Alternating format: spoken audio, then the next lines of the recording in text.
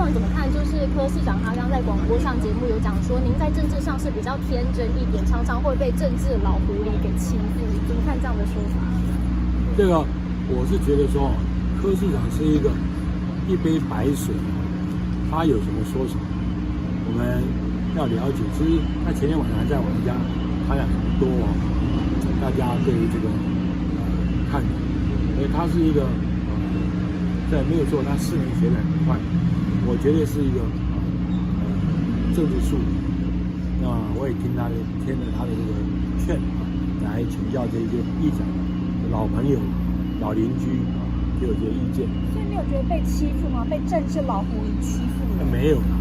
今天来讲，我觉得这个如果说这个想要替台湾为中华民国做点事情这个你看昨天跟诺贝尔和平奖，我们晚上吃晚餐也谈了很多。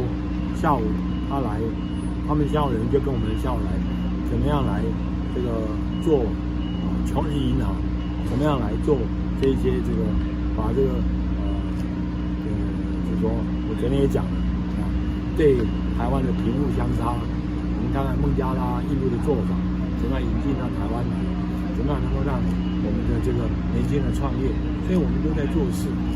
你看，我都在积极做很多的事情，做很多的公益，也做很多的对地方。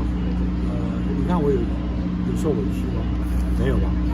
对就大家就说，那这个柯市长就是一个很直白的人他每天就是工作就是堵麦，告诉你们一些他叫你们做鲨鱼，他每天喂鲨鱼，那你们晓得，他已经是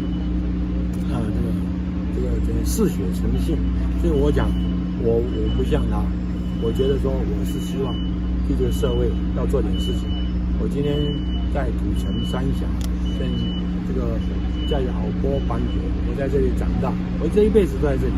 因为在那个不分区的名单当中，因为就是郭家军在亲民党跟民众党这边都有人选，那因为当初有双边押宝的这个疑虑，那现在那个名单出炉了，不是说郭家军都在安全名单内。那今天柯市长是说，因为可能是我们外面一直在讨论，他说让郭董未蒙其利，先受其害。对啊，他讲的是实话。